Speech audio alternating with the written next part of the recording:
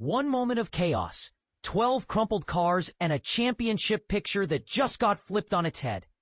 That's the only way to describe the LAC 198 melee at Richmond Raceway that turned Saturday night's NASCAR Cup Series race into a demolition derby and left fans asking one burning question.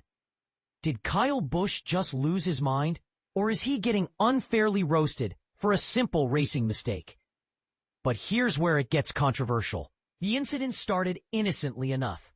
Kyle Busch's number 8 Chevy nudged the rear bumper of Chase Briscoe's Ford in turn 3. The tap was light, but on a crowded short track like Richmond, light is all it takes. Cars behind stacked up like dominoes, metal folding at 140 miles per hour.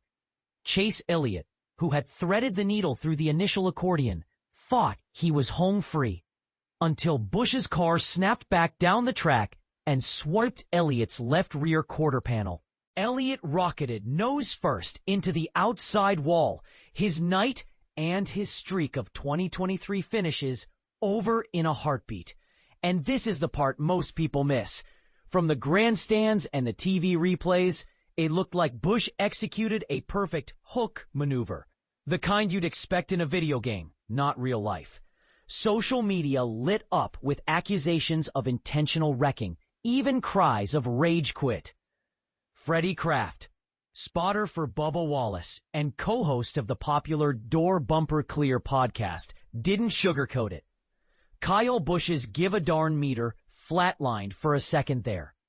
Yet Kraft was quick to add that he doesn't believe Busch meant to turn Elliott. He simply misread the chain reaction unfolding in front of him. Let's break that down for newer fans.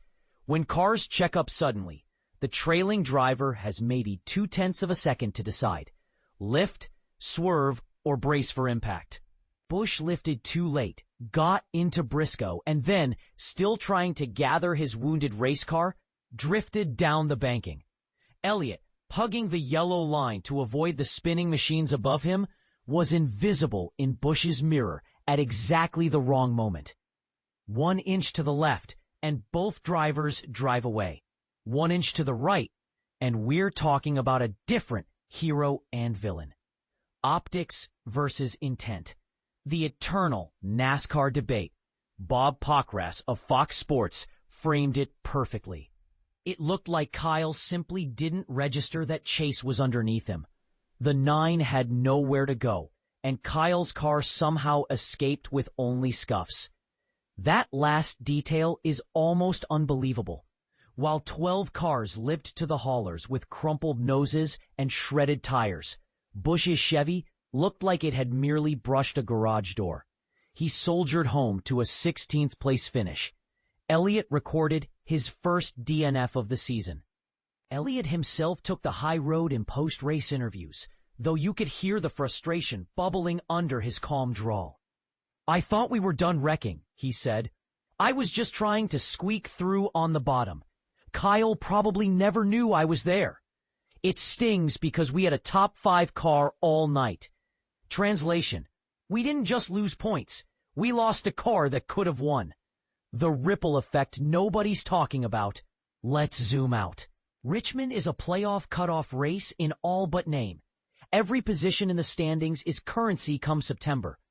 Elliott's 0-point night shaves valuable cushion from his playoff buffer, while Busch's ability to keep rolling, however battered, might be the difference between advancing and watching from the couch.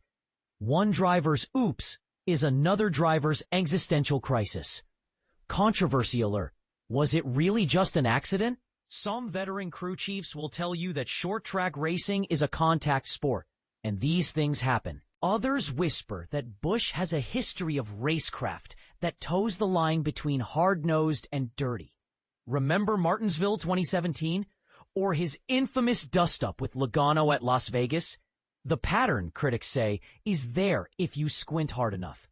Supporters counter that Busch races everyone the same, hard. And if the roles were reversed, no one would bat an eye. So what do you think? Was Kyle Busch guilty of careless driving? Or is he the unlucky scapegoat in a chain reaction crash that could have happened to anyone? Should NASCAR start policing these racing deals more strictly? Or is the chaos exactly what keeps us glued to the screen every Saturday night? Drop your take below. Agree, disagree, or bring receipts. The best comment might just get featured in our next race week breakdown. Let the debate begin.